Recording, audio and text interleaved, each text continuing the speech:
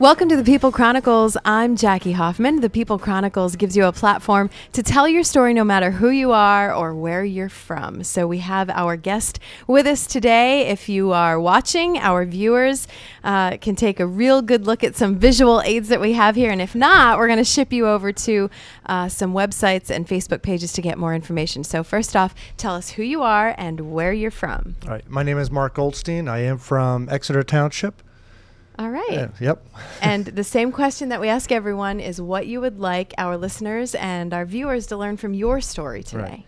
Right. Basically is a little bit from the community, whether it's my organization or any other organization, goes a long way. It's being able to help people who may just need a little help. And so where do you get the feeling that you need to help people? Have you always been this type of person? Were you a Boy Scout? I was not a Boy Scout, Okay. but I was a Cub Scout now. But that counts. It counts for a little.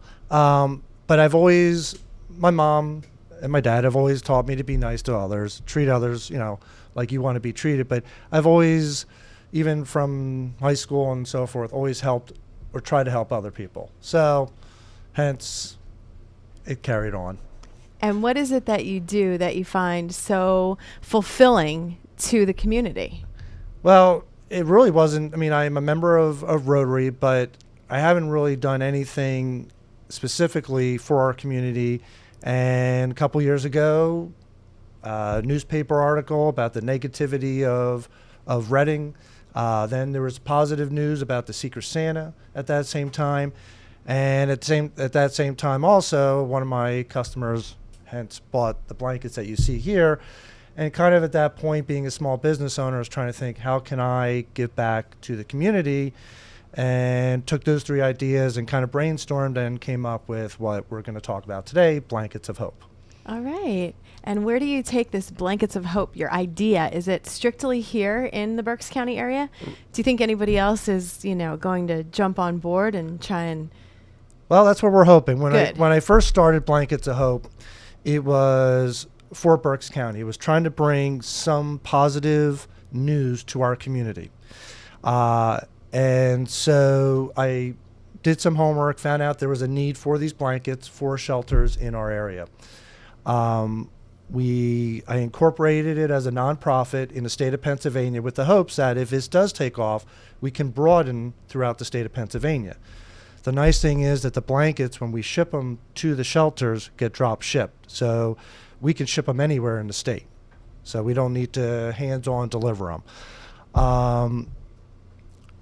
So with that, sorry about that, I'm a little, we found out that there was a need, and we started, I was introduced by Sharon Parker to some of the, Opportunity House, Hope Rescue Mission, Mary's Shelters, the Berks Counseling, and YMCA. And from there, the newspaper caught wind of that. Dan Kelly was nice enough. He did a nice article, and that's where the donations started coming in. And in the 2 years that we've been doing this, we have now delivered 2,008 blankets to 5 shelters in Berks County. We have just filed our 501c3 with the hopes that, again, we want to broaden throughout the state of Pennsylvania. But we also our main goal is to help the shelters. But we also found recently that there are cancer patients that could use a blanket, dialysis patients that can use a blanket, children's homes. So the use of our blanket, we want to be able to, as more money comes in, we want to be able to broaden who can use the blankets. Now, let me ask you, Mark, how hands-on are you when they are distributed? Do you actually see the people that are receiving the blankets, or do you hear stories about, the compassion in this whole idea? Well, it's a great question, because in the beginning, we were shipping them to us and then delivering them to the shelters. But as we started shipping them, no, I wasn't there really seeing. I got to visit the shelters and things like that, how the blankets were being used. But it wasn't until really the Cups of Compassion when Dan Klauser said, hey, why don't you bring the blankets with and see what you can do there. And it wasn't really till then when people started coming up and you were handing the blankets to realize that, wow, there is a story behind it, there is a need for it, and there's a reality that, you know, there are people out there for whatever situation that just need a little boost. You know, part of what my theory was of Blankets of Hope is real simple, and I'm going to backtrack a little bit. I've been doing more speaking engagements as more people find out about us. Hey, can you come speak to our group, whether it's a Harley motorcycle group that I spoke to, a senior group. And yesterday was the best because of a recent article in the newspaper. One of the teachers at the Shiloh Hill Elementary School contacted me to speak to about 25 to 30 children at their after-school program. So I got to go there yesterday. And again, I spoke to Harley riders and the seniors, but now I'm speaking to a group of children, probably K through 6. And I brought my blankets and got to tell them a little bit about what we do. And then I got to ask questions. And of course, the answers are, you know, it's just very innocent, but very good questions. You know, are the blankets soft, or who gets the blankets? And but at the end of that conversation and the speaking with them, the teacher and I were getting ready. She's walking me out, and a student, you know, 7, 8, 9 years old, walks up, hand out, and in his hand is a quarter. And at that moment, the teacher and I are looking at each other, and he's like, "Can I give you this quarter to donate for a blanket?" Now, when I started this, the idea was that a small amount of money from a lot of people in the community can make a difference. We all get hit up to donate to here, donate to there. When I speak, whether it's with children, adults, or anyone else, I don't speak about saying I would like to see donations. It's more about spreading the word of how you can help the community, whether it's our organization or any other organization.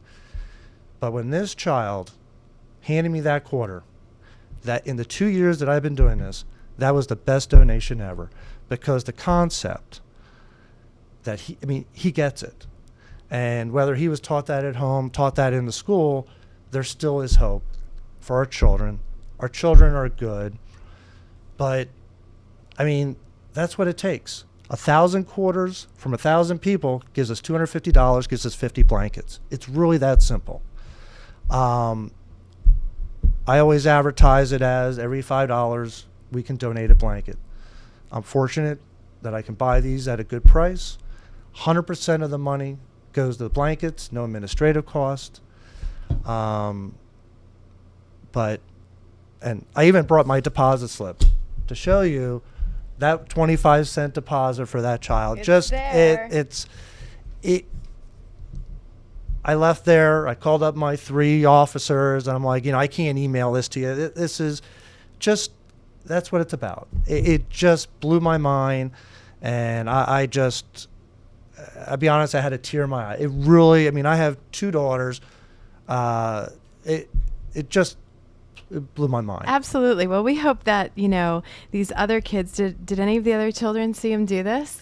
I think there was 1 or 2 that may have, but I was just so caught in just that moment of seeing his hand, seeing that shiny quarter, and it just blew my mind.